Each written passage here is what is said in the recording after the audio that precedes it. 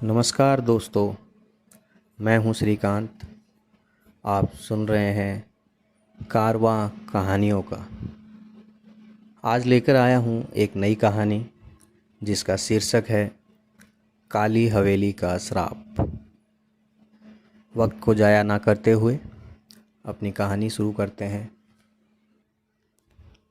कहानी का अध्याय 1, जंगल का रास्ता। बारिश की बूंदें कार के शीशे पर लगातार पड़ रही थी। विवेक ने वाइपर की गति बढ़ाई और सामने धुंध में खोती सड़क को देखने की कोशिश की।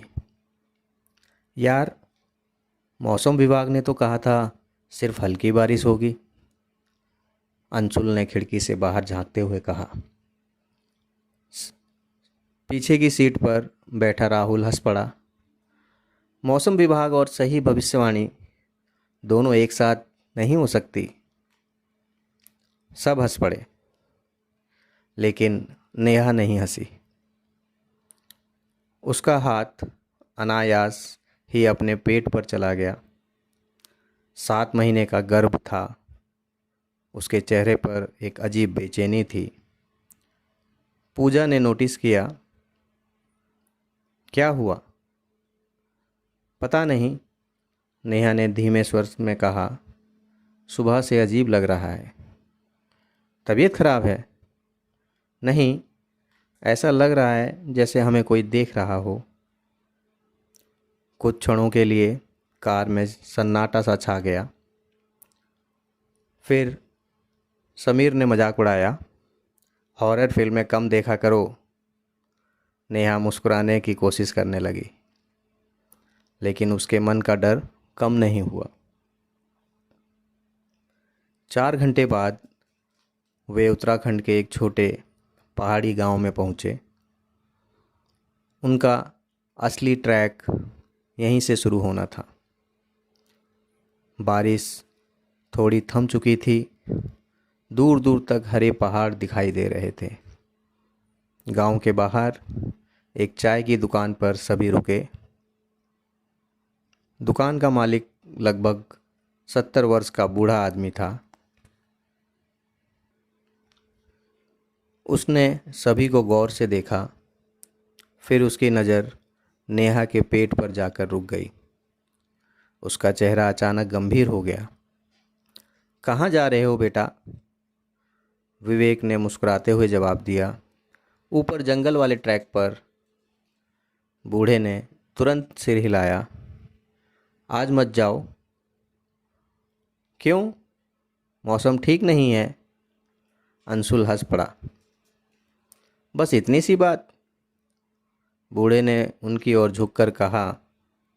मौसम ही समस्या नहीं है, अब सबकी दिलचस्पी बढ़ गई।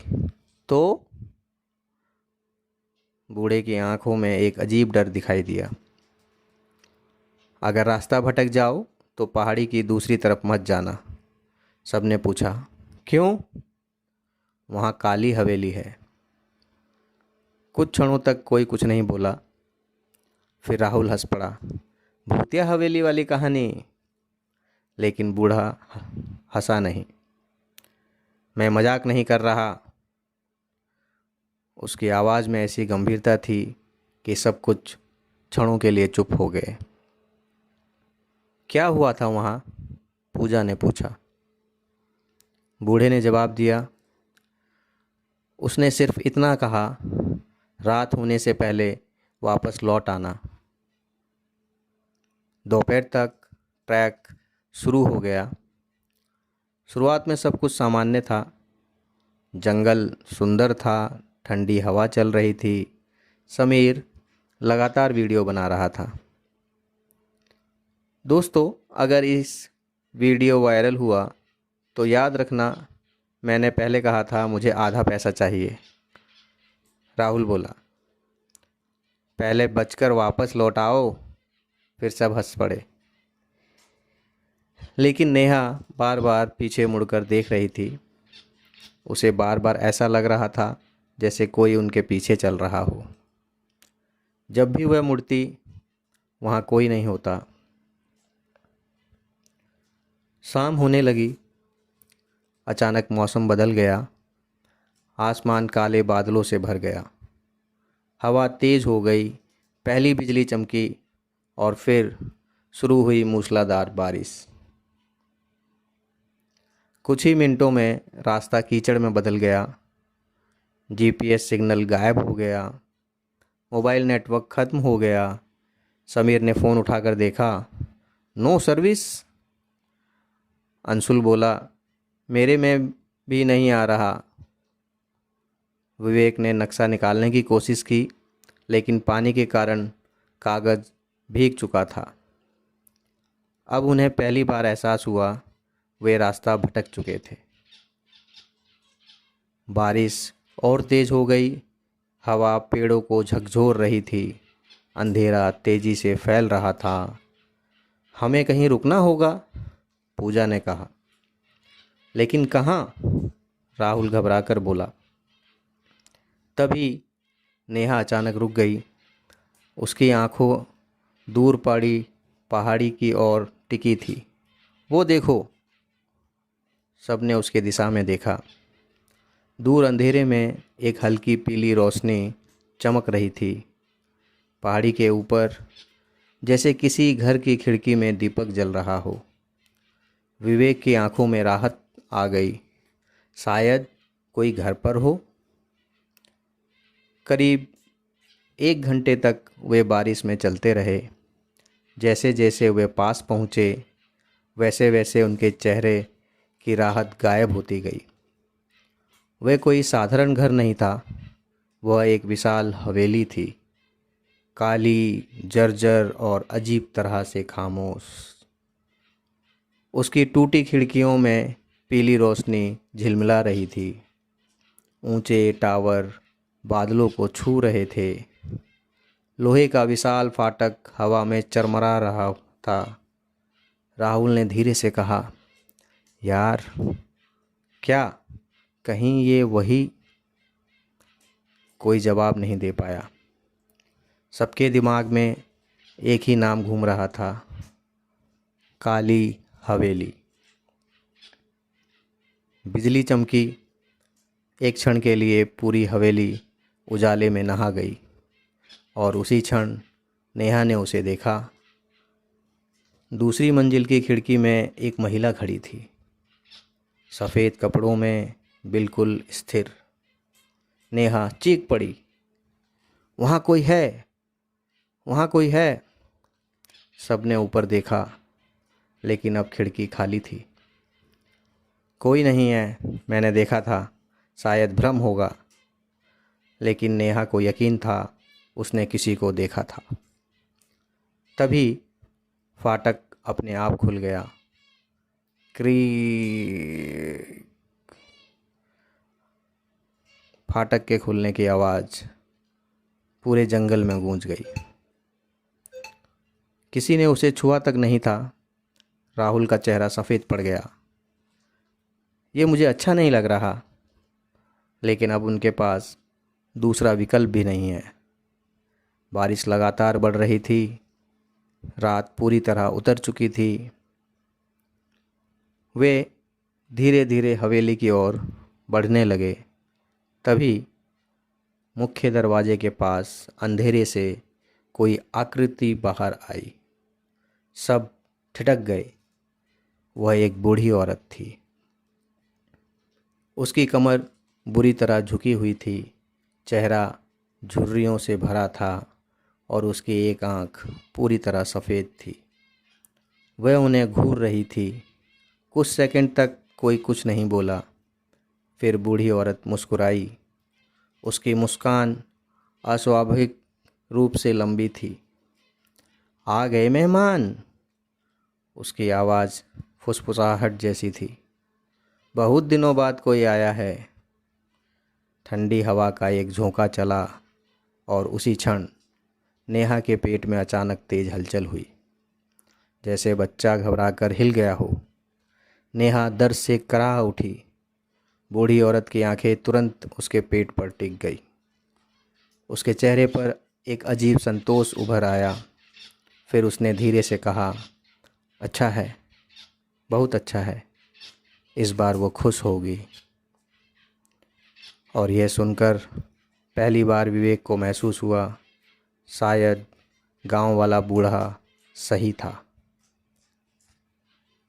सफ़ेद धुंधली आँख और चेहरे पर अजीब मुस्कान। अंदर आ जाओ, उसने धीमे स्वर में कहा। बारिश में खड़े रहोगे तो बीमार पड़ जाओगे। विवेक ने बाकी लोगों की ओर देखा, फिर सिर हिलाया। चलो। जैसे ही वे अंदर दाखिल हुए, दरवाज़ा अपने आप बंद हो गया। धड़ाम। आवाज़ पूरे हॉल में गूंज गई। राहुल चौंक गया।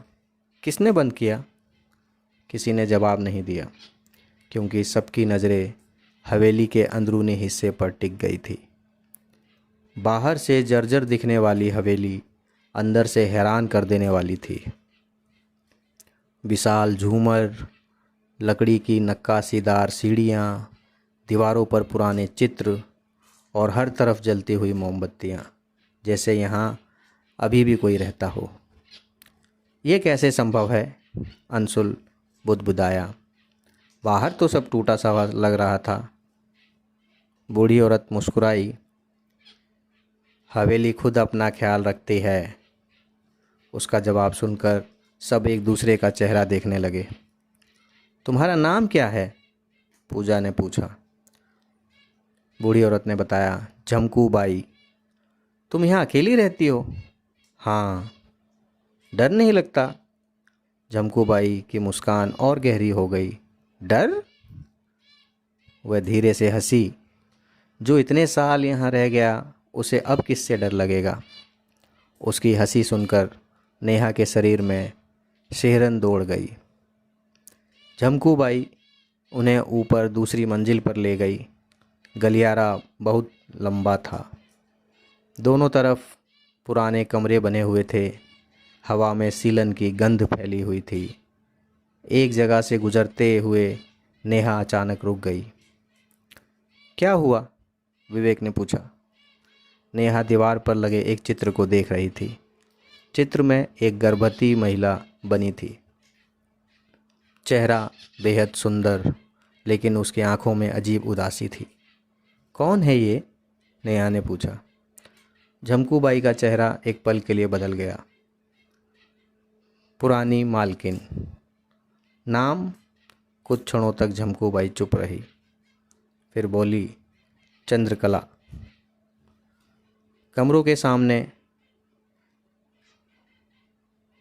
गलियारा था। फिर झमकू बाई ने सबका सामान कमरों में रखवा दिया। लड़कियों को एक कमरा मिला, बाकी 4 दोस्तों को दूसरा। झमकू बाई जाते जाते रुक गई। उसकी नज़र फिर नेहा के पेट पर गई। बेटी, नेहा ने बोला। जी। रात में अगर कोई आवाज़ सुनो तो उसका पीछा मत करना। कमरे में सन्नाटा छा गया। कौन सी आवाज़? झमकू बाई धीरे धीरे मुस्कुराई। कोई भी आवाज़। और वह चली गई। रात लगभग 9 बजे सभी नीचे डाइनिंग हॉल में इकट्ठा हुए। मेज़ पर गर्म खाना रखा गया, दाल, रोटी, सब्जी और खीर। समीर हैरान था। ये सब तुमने अकेले बनाया? झमकू बाई ने सिर हिलाया। हाँ। इतना सारा? मेहमान बरसों बाद आए हैं। खाने के दौरान सभी सामान्य बात करने लगे, लेकिन माहौल अजीब था। हर कुछ मिनट बाद ऐसा लगता था जैसे कोई दूर कहीं चल रहा हो। ऊपरी मंजिल पर ठक ठक ठक। राहुल ने चम्मच रख दिया। तुम लोगों को भी सुनाई दे रहा है क्या? ऊपर कोई चल रहा है। सबने ध्यान लगाया, लेकिन आवाज़ बंद हो चुकी थी। रात 11 बजे सभी अपने कमरों में लौट गए। बारिश अब भी जारी थी। बाहर तेज़ हवा चल रही थी। खिड़कियां हिल रही थी। नेहा को नींद नहीं आ रही थी। पूजा पहले ही सो चुकी थी। घड़ी में रात लगभग 2 बजे थे। तभी उसे एक आवाज़ सुनाई दी। बहुत धीमी, बहुत दूर से, जैसे कोई बच्चा रो रहा हो। ऊआ ऊआ। नेहा उठकर बैठ गई। उसने ध्यान से सुना। आवाज़ फिर आई, इस बार थोड़ी स्पष्ट। उसका दिल तेजी से धड़कने लगा। उसी समय उसके पेट में बच्चा जोर से हिला, जैसे किसी चीज़ पर प्रतिक्रिया दे रहा हो। नेहा ने पेट पर हाथ रखा। शांत, लेकिन बच्चा लगातार हरकत कर रहा था। रोने की आवाज़ फिर आई। अब ऐसा लग रहा था जैसे आवाज़ गलियारे से आ रही हो। नेहा धीरे धीरे बिस्तर से उतरी, दरवाज़ा खोला। गलियारा खाली था। सिर्फ मोमबत्तियाँ की टिमटिमाती रोशनी दिखाई दे रही थी। कोई है? उसने धीमे से पूछा। कोई जवाब नहीं, लेकिन रोने की आवाज़ फिर सुनाई दी, इस बार गलियारे के अंत से। जिज्ञासा डर पर भारी पड़ गई। नेहा धीरे धीरे आगे बढ़ने लगी। उसके कदमों की आवाज़ सुनसान गलियारे में गूंज रही थी। जैसे जैसे वह आगे बढ़ती गई, रोने की आवाज़ और स्पष्ट होती गई। अंत में वह एक पुराने दरवाजे के सामने पहुंच गई। दरवाज़ा आधा खुला था, अंदर अंधेरा था। नेहा ने धीरे से दरवाज़ा खोला।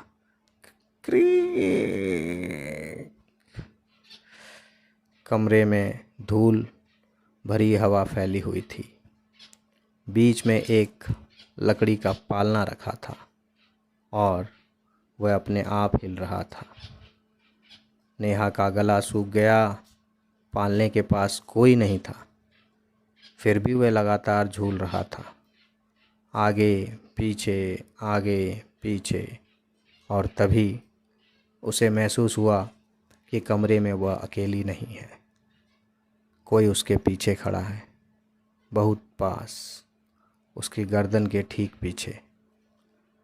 गर्म सांसें महसूस हो रही थी। नेहा धीरे धीरे मुड़ी और उसकी चीख निकल गई। सामने एक महिला खड़ी थी। लंबे बिखरे बाल, सफ़ेद साड़ी, पीला चेहरा और काली गहरी आंखें। महिला ने मुस्कुराकर नेहा की पेट पर हाथ रखने की कोशिश की और फुसफुसाई, मेरा बच्चा, मेरा बच्चा। नेहा डर से पीछे हट गई। उसका पैर किसी चीज़ से टकराया। वह ज़मीन पर गिर पड़ी और उसी क्षण कमरे की सारी मोमबत्तियां बुझ गई। पूरा कमरा अंधेरे में डूब गया। नेहा घबरा कर उठी और दौड़ पड़ी।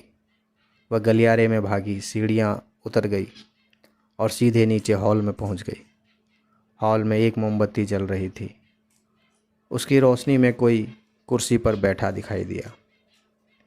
नेहा ने राहत की सांस ली। झमकू बाई।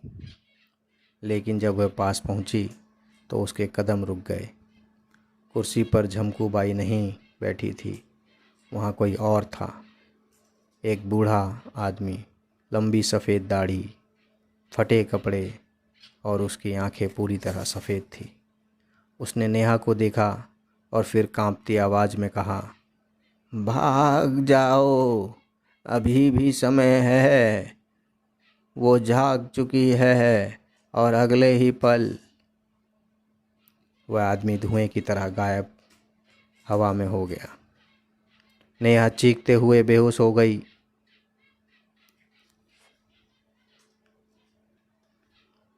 यहाँ अध्याय 2 समाप्त होता है।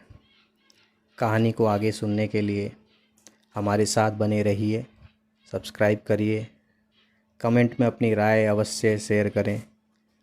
धन्यवाद।